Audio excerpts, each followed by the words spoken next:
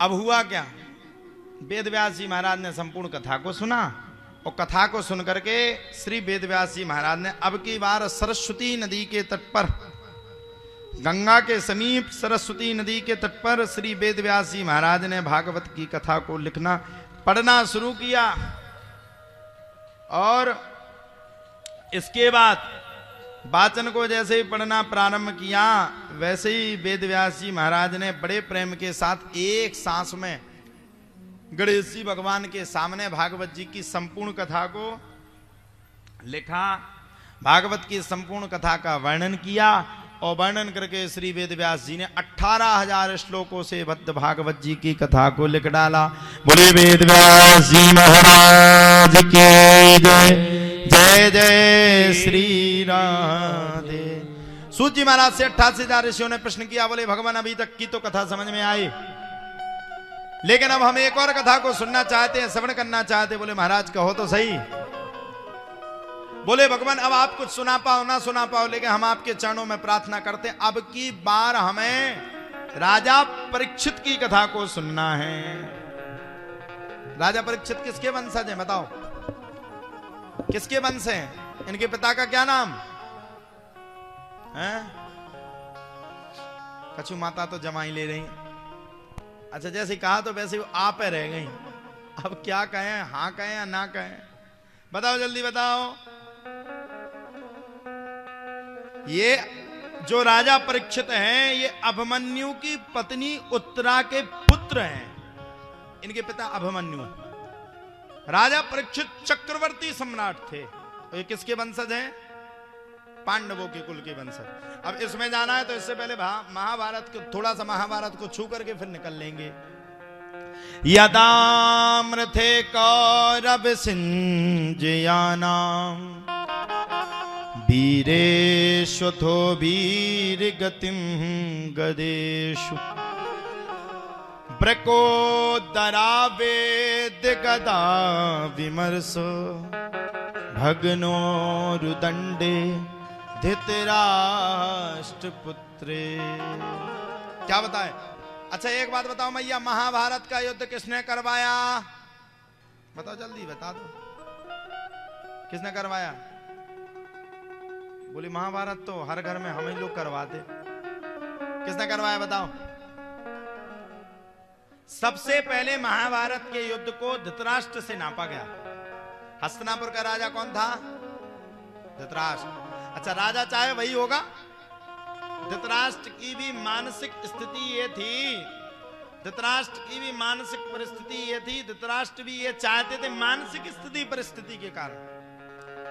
धृतराष्ट्र की मनसा ये थी कि ये जो राज्य है वो मेरे पुत्र कौरवों को, दुर्योधन को मिल जाए। अच्छा पहली गलती तो धृतराष्ट्र की हो गई। दूसरी गलती है पांचाली की।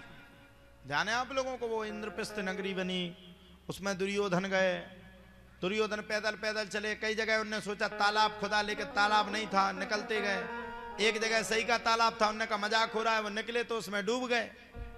डूबे सो पांचाली ने हंसी उड़ा दी, अंधे का पुत्र अंधा।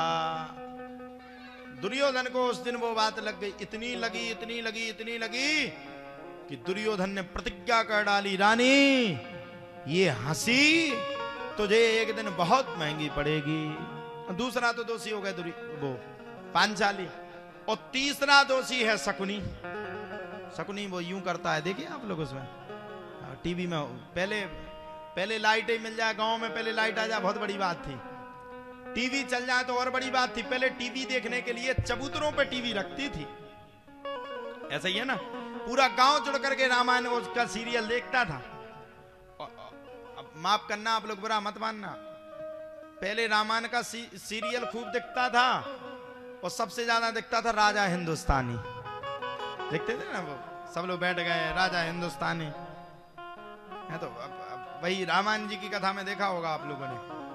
शकुनी की भी गलती, शकुनी चाहता था कि मैं स्कूल को पूरा बर्बाद कर दूं। अब देखो दोनों पक्ष में धर्म थे। एक धर्म के रूप में स्वयं दुष्ट जी महाराज थे और कौरवों के पक्ष से स्वयं विदुर जी महाराज थे। पर युद्ध कैसे छिड़ गया? विदुर की कोई बात मानता नहीं था और युधिष्ठिर की सब बात मानते थे। ये तो हो गई सबकी गलतियां।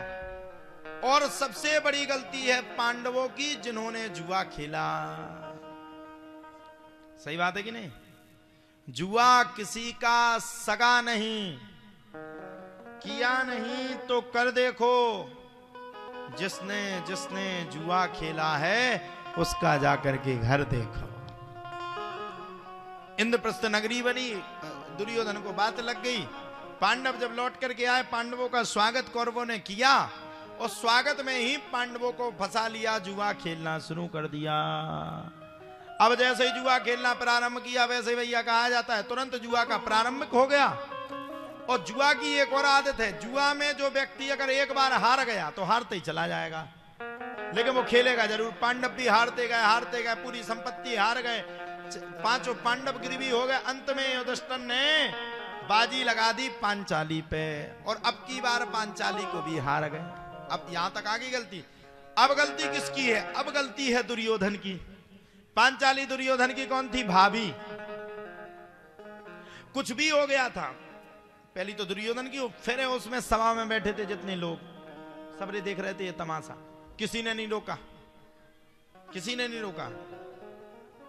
किसी भी व्यक्ति ने, सिंगल पर्सन, किसी ने भी नहीं रोका भगवान को। अब क्या हुआ? पांचाली को घसीटने के लिए दुशासन को आदेश कर दिया, जाओ जाकर के पांचाली को घसीट करके हमारे राज्य में लाओ। हम पांचाली को नग्न अवस्था में देखना चाहते, वो मेरी दासी है, मेरी जंगा पर बैठेगी। अब पांडवों की औकात नहीं पड़ी। गया दुशासन तो बेचारी पांचाली अपने केशों को खोले थी, बालों को। पांचाली चाहती थी, पांचाली के मन में था। पांचाली स्नान करने के लिए जा रही थी, लेकिन दुशासन ने जबरदस्ती पांचाली के केसों को पकड़ा और घसीटते हुए दुशासन उस भूमि पे लाया। पांचाली खड़ी है, सबके सामने हाथ जोड़ रही है, और पांचाली दुखी है। कोई तैयार नहीं पांचाली को बचाने के लिए। पांचाली सबसे कह रही है मुझे बचाओ, कोई बचा ही नहीं रहा है, पांडव बैठे हैं। तब पांचाली समझ गई कि अब अंत में मेरा कोई नहीं भगवान के अलावा। पांचाली ने तुरंत भगवान को पुकारा।